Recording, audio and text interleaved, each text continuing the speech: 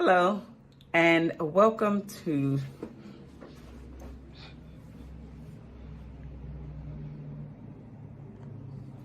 Hello, everyone, and welcome to Love Restored. I am your host, Marshuan. Now, I want to ask you, how are you getting what you want from the relationship that you're in? Now, this could be the relationship with yourself, right? It could be your romantic relationship, but I wanted to ask you, how are you specifically getting what you want from the relationship that you are currently a part of?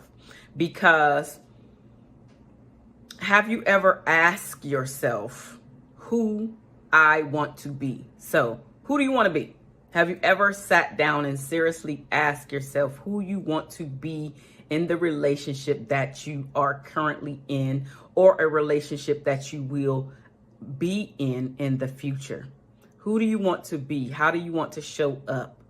Right? So asking yourself the deeper questions are really going to help you to attract the mate that you want to be in a relationship with, as well as allow, if you are in a relationship, allow your partner to see that there are some changes that you are making because you want and you are being intentional about the person that you want to be. And so you are taking said actions to be that person, right? So asking yourself, who do you want to be, will absolutely help you to get the relationship that you want to be a part of. The next thing to think about when you're trying to get the relationship that you want is your mindset. When is the last time that you thought about your mindset and actually made changes to the way that you view things, making changes to the perspective and the things that your partner is doing, the things that he is not doing, right? And even yourself, because we have a tendency to point the finger, right, to the other person. But I really want you to point the finger at yourself and figure out the things that you are doing wrong, the things that you need to work on, right? So when you're changing your mindset about things, it's going to open up another world that you weren't even realizing that you needed to be a part of, right? So understanding that there is a bigger world than the one that's in here. And so when you start to change your mindset, you start to see your partner different, you start to see yourself different, but you also start to see the world differently by just opening up your mindset. And doing some changes as well, right? This is going to be changes to your habits. This is going to be changes to your behaviors. This is going to be changes in the way that you respond versus react, because people think that when they hurry up and respond, that's what they're doing. But in reality, especially when it's in a negative light, you are reacting to what the person said or what the person did to you versus taking time to think about it and then respond in kind, whether you feel that they deserve it or not. Now, I am specifically talking about your romantic relationship. I'm not talking about strangers that pop off to you that say different things, right? But I'm really talking about the relationships that matter to you. In this case, I'm talking about your romantic relationship, the relationship that you have with yourself, the relationship that you have with your children, right? The relationship that you have with your parents or siblings, or even your really, really good friends. So the relationships that matter, you have to change your mindset, look at things differently in order to get the relationship that you want. And again, I'm speaking about 3 types of relationships here. The main one I'm speaking about is your romantic relationship. But then I'm also speaking about the relationship that you have with yourself, as well as the relationship that you have with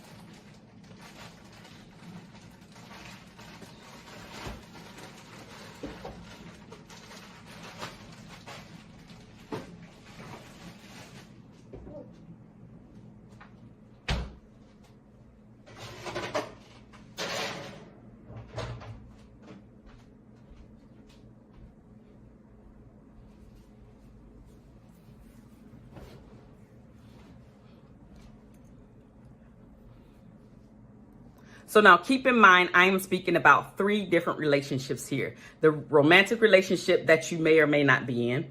I'm speaking about the relationship with yourself. So number 2. And then the third relationship that I'm speaking about is the relationship with your child, children, family, your friends, right? And I know that I coupled all of those together, but those are the 3 main relationships that we have in our life daily.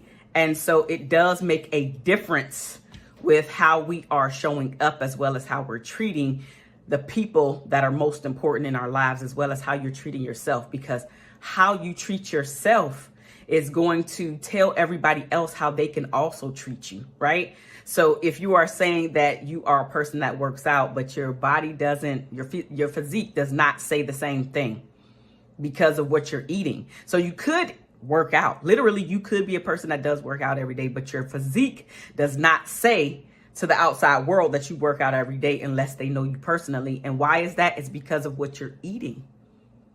Because people don't realize that the biggest part of weight loss is the stuff that you put in your mouth. It is really not the workout. The workout is literally adding to, but to maintain your weight and your diet, it's really about the food that you're eating. It's about 90 something percent is the diet. The other, the toning, the making it look good, right? And keeping down on the ailments like the stretching and everything comes from the actual workout. But what you're eating is what's making your body look the way that it looks. But I digress. Okay, I digress, because this is not about weight loss, and I am not a weight loss trainer or anything like that. But I know a little bit about a little bit, okay?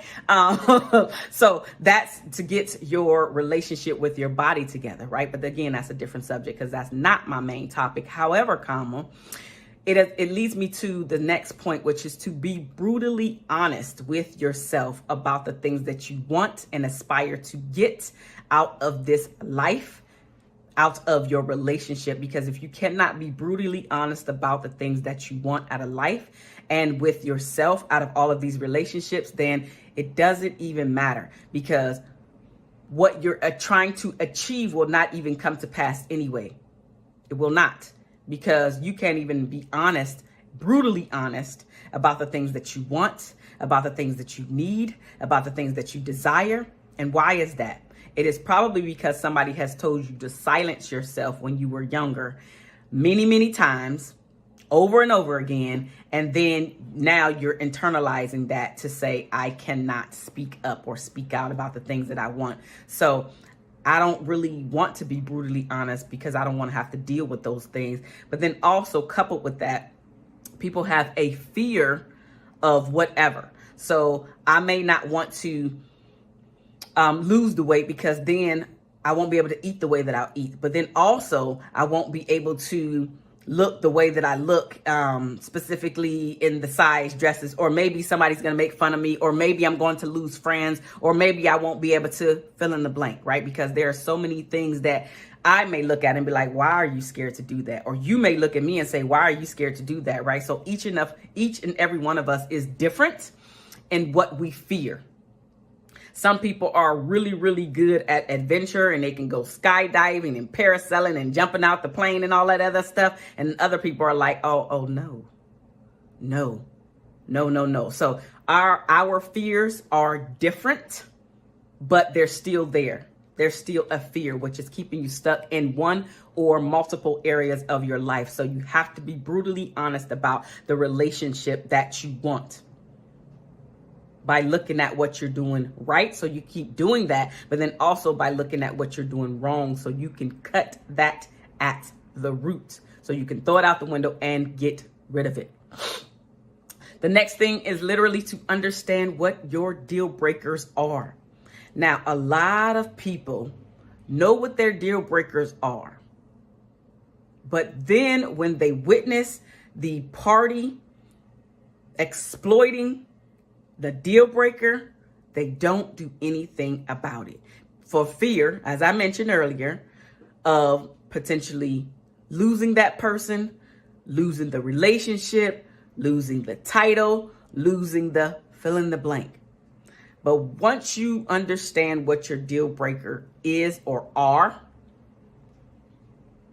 and the person is going against what you want to be a part of in order to create the relationship that you want, now you have to take action and give them, literally gift them the consequence. Because most people don't learn unless there is a consequence attached to the thing that they did wrong.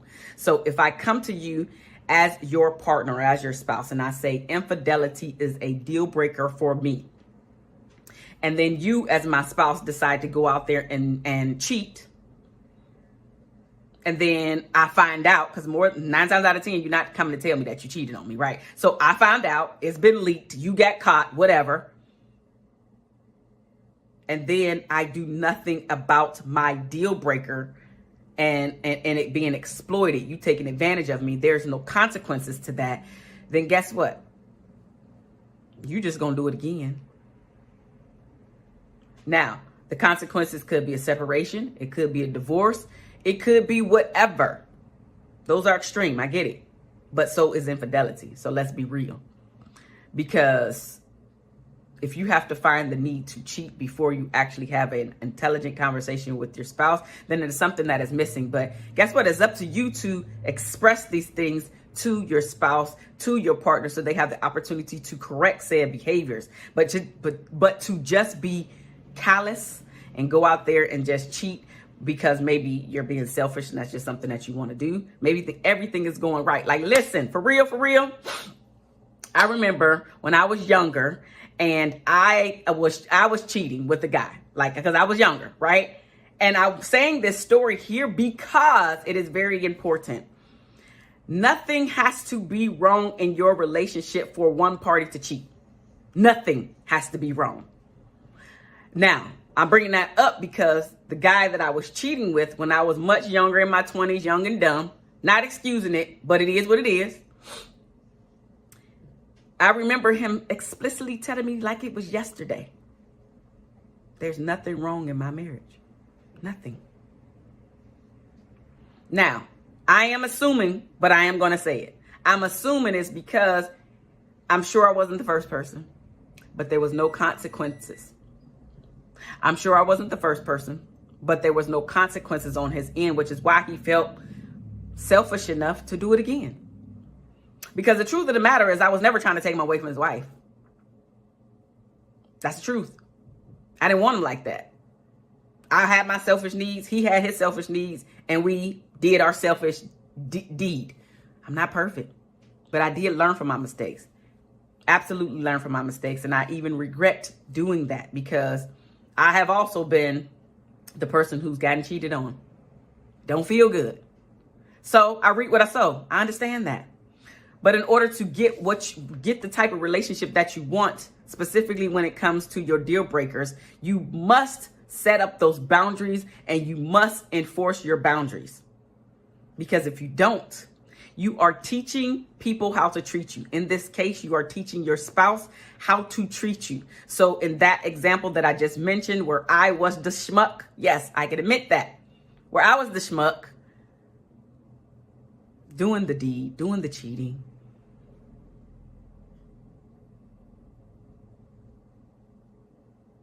he never did have to, quote unquote, suffer the consequences.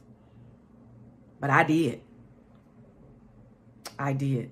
And without going too deep into that, you have to enforce your boundaries. Otherwise, you will not ever get the type of relationship that you want. Ever. So whatever your deal breakers are, you must stick to them. You must. Another way to get the relationship that you want is to embrace your alone time. So many people, and I work with a lot of clients. So many clients come to me because they cannot or will not face the music of embracing their alone time. This could be after a breakup, and then they always have to do something, whether they're working all the time, right? They're filling that void, but they're filling that space so they don't have to think. All of the stuff that's up there, they don't want to deal with the stuff, which is why they find all of these things to do every single day. busy, busy, busy, whether they're around their friends all the time, whether they're working all the time. Now they're working out all the time. Like they become obsessed with not being alone. And that's a problem, because the only way you're going to find this peace and really start to evaluate who you are, the things that you want, and why the relationship went the way that it did, in that case, a breakup. Why did the breakup occur? What was the part and the role that you played in it?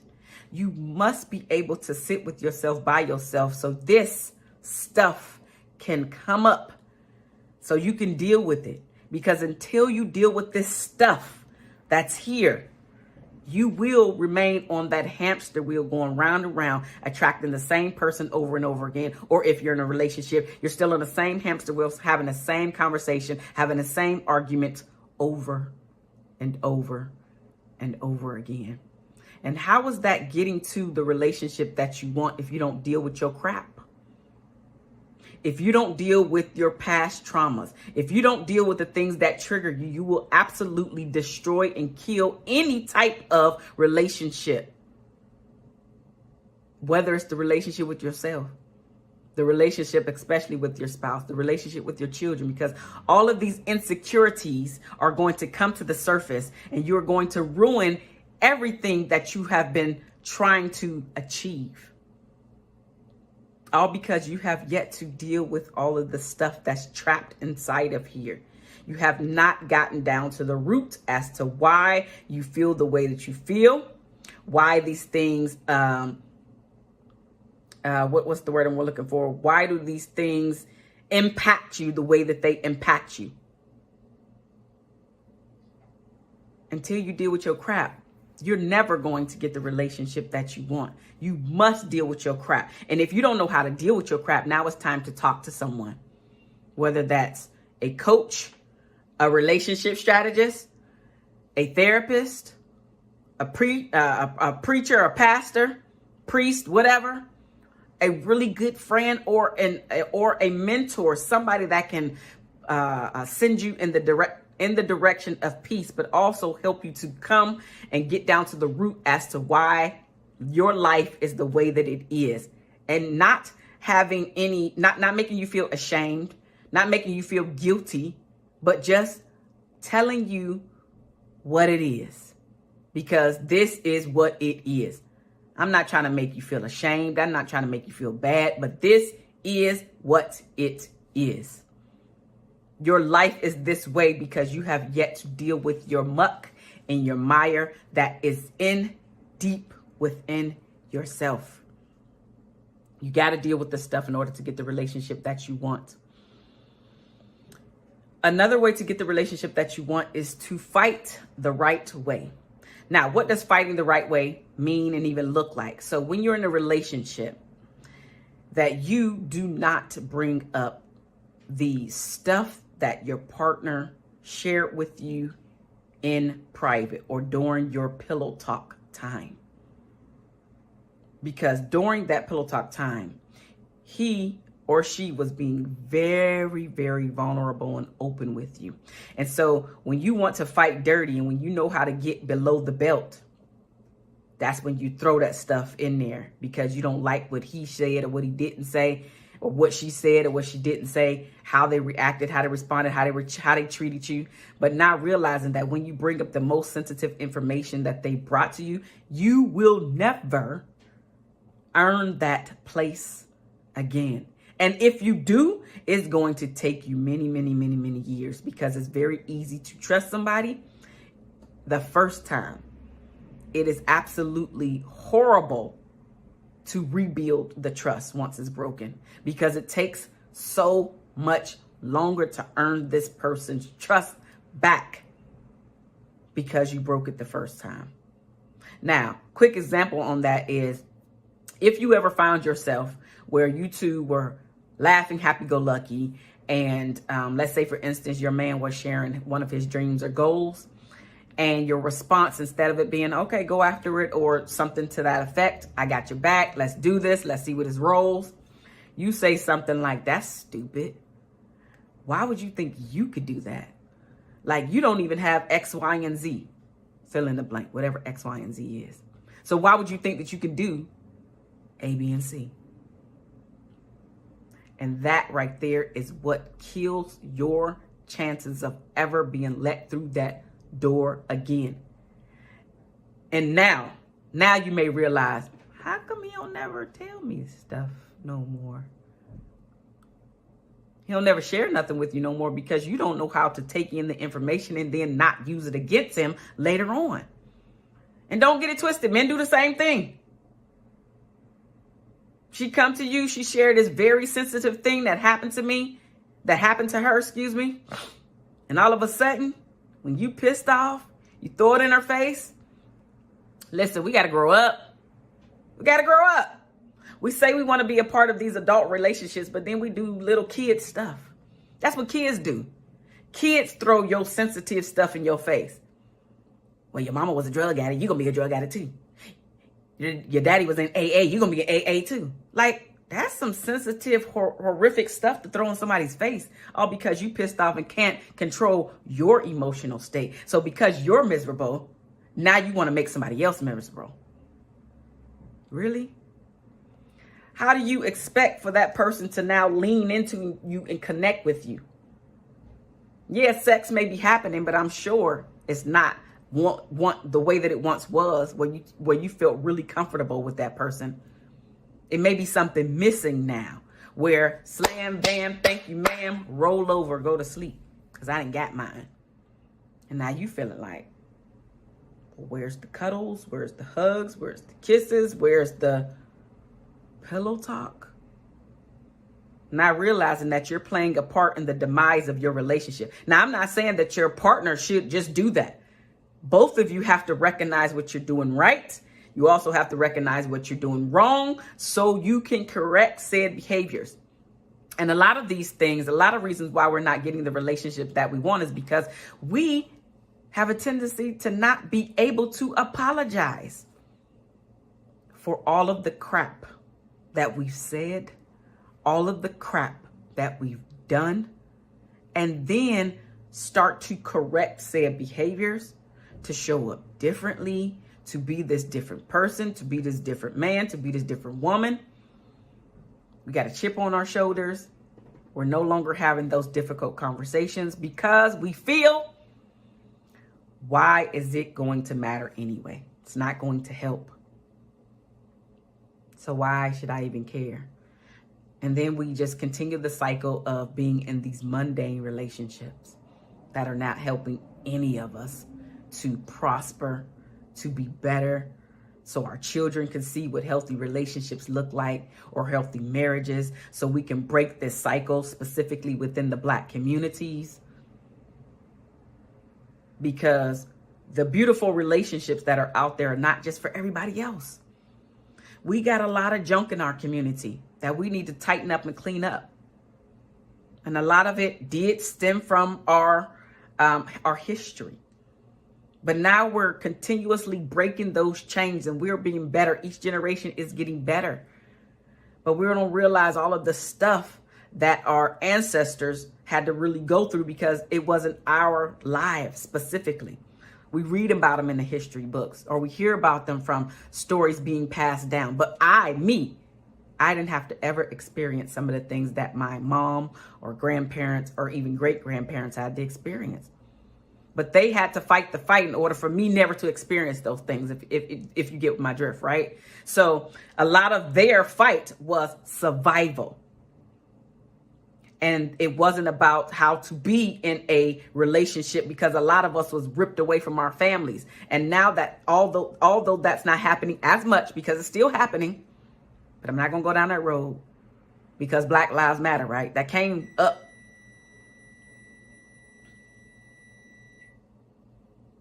Because Black Lives Matter, right? That didn't just happen just because. There's some history behind Black Lives Matter, right?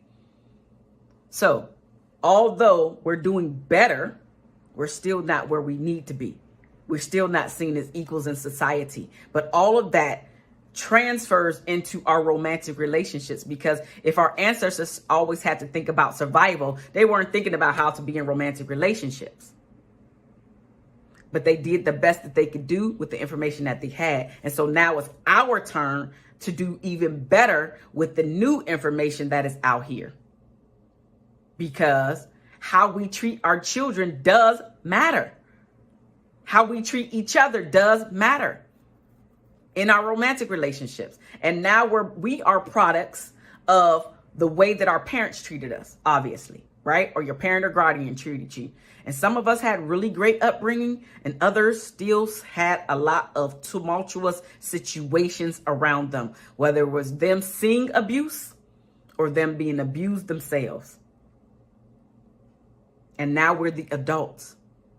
But we have to break those generational curses so we can show our children how to really be in healthy relationships. But that means you being able to be vulnerable enough to show your weaker side. Now, for those of you who can't see me, I just did the air quotes, but it's the air quotes because when you show your vulnerability, you're actually being a very strong person versus you thinking that you're being a weak person. You're not being a weak person by showing your vulnerability. And guess what? If you never show your vulnerability, if you can never connect with the person that you're in person with, that you're sitting right next to, that you're lying in the bed next to, that you're having sexual relations with, if that person is never able to see you in a vulnerable state, you will never get the relationship that you want, because they don't understand who you are. They're not able to connect with you on a deep level. There is a disconnect. There is something that is missing. And so if I am pouring my heart out to you and you never do the same to me, how can we truly feel like we're on even ground with one another? You can't. You can't.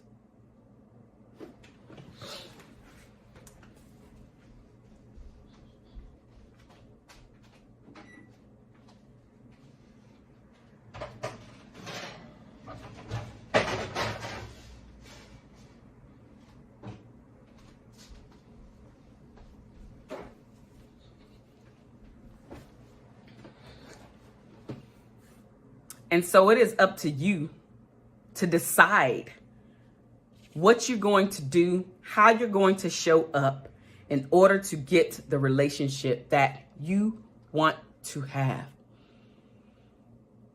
Another way to get the relationship that you want is to understand the meaning behind how your partner responds to conflict.